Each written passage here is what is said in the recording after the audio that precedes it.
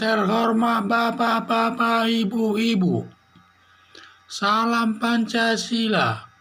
Bapak-bapak, Ibu-ibu yang melihat video saya ini, tolong jangan lupa subscribe, like, dan di-share. Sifatnya gratis. Pada hari Jumat, tanggal 29 Oktober tahun 2021 ini, saya akan mengomentari para ustadz mendatangi DPR Komisi 3 terkait masalah Rizik Syihab. Rizik Syihab telah dihukum Hakim Pengadilan Negeri Jakarta Timur selama 4 tahun.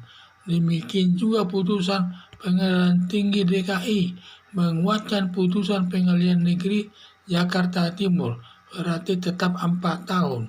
Selanjutnya Rizik Syihab mengajukan kasasi ke Mahkamah Agung. Dan sampai saat ini Hakim Mahkamah Agung belum menjatuhkan hukuman kepada Rizik Syihab. Para ustadz mendatangi anggota DPR Komisi 3 terkait masalah Rizik Syihab. Pertemuan para ustadz dengan anggota DPR sifatnya diam-diam. Ada dugaan kedatangan para ustadz ke DPR Komisi 3 diduga minta bantuan lewat DPR untuk mempengaruhi Hakim Mahkamah Agung RI agar perkara Rizik Syihab diturunkan hukumannya, bila perlu Rizik Syihab dibebaskan. Ada dugaan anggota DPR tidak akan mau mencampuri penyelesaian perkara Rizik Syihab karena perkara Rizik Syihab ini sudah mendapat perhatian orang banyak, dan ada dugaan juga Hakim Mahkamah Agung tidak mau dipengaruhi. Hakim Agung hanya berpihak kepada hukum berdasarkan alat bukti, tetapi semua itu hanya dugaan. Soal kebenarannya nanti di tangan Hakim Mahkamah Agung, karena segala sesuatu bisa terjadi karena faktor kekuasaan dan uang bisa merubah hukuman Rizik Syihab karena banyak hakim yang tidak jujur. Harapan saya Hakim Agung dalam menjatuhkan hukuman kepada Rizik Syihab berdasarkan rasa keadilan sesuai aturan hukum yang berlaku. Jadi masalah Rizik Syihab ini banyak kelihatannya para ustadz ingin tetap berusaha untuk agar perkara Rizik Syihab ini dibebaskan dan lain sebagainya. Sampai para ustadz tersebut mendatangi kantor DPR Komisi 3 dan yang katanya mereka akan berhubungan dengan Komisi 3 terkait dengan masalah Rizik Syihab tersebut. Karena perkara Rizik Syihab ini sudah dijatuhkan Hakim Pengadilan Negeri Jakarta Timur selama 4 tahun dan juga putusan Pengadilan Tinggi DKI dalam perkara bandingnya tetap menguatkan putusan Pengadilan Negeri Jakarta Timur.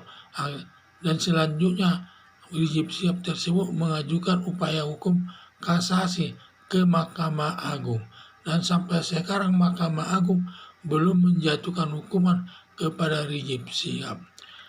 Jadi saya lihat kedatangan para ustadz ini ke DPR RI ada maksudnya.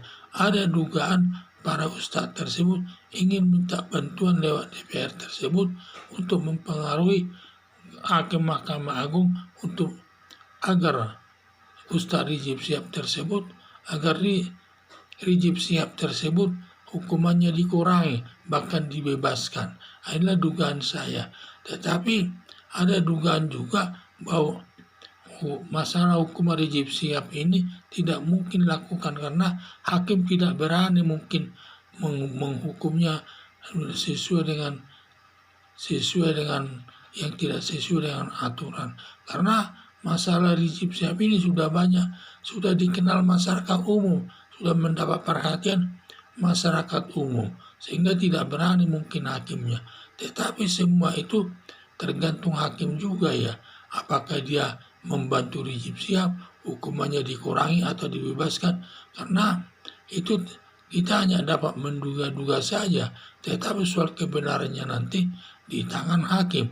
Karena faktor kekuasaan maupun uang banyak juga nanti hakim bisa berpengaruh, terpengaruh dalam menjatuhkan putusannya kepada Rizik Syihab tersebut yang nantinya, karena banyak di negara Indonesia hakim-hakim itu, banyak hakim juga yang tidak jujur dalam menjatuhkan hukuman tersebut.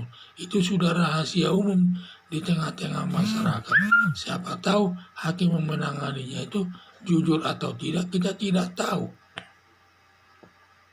Tetapi itulah ada upaya dari para ustadz tersebut untuk membela daripada Rizik Syihab tersebut dengan segala cara, segala upaya telah dilakukan, mendatangi anggota DPR dan juga telah pernah melakukan demonstrasi di jalan-jalan untuk menekan hakim agar dijatuhkan hukuman dengan ringan, tetapi tidak ada artinya, sehingga mereka mungkin merubah sistem sekarang mendatangi anggota DPR, karena anggota DPR itu pejabat tinggi ini mungkin diduga akan berpengaruh kepada hakim agung tersebut, sehingga itu semua usaha, tetapi kalau usahanya sudah dilakukan gagal, ya apa boleh buat. Jadi harapan saya hakim agung dalam menjatuhkan hukuman kepada Rizik Syihab berdasarkan rasa keadilan sesuai aturan hukum yang berlaku. Sekian dan terima kasih.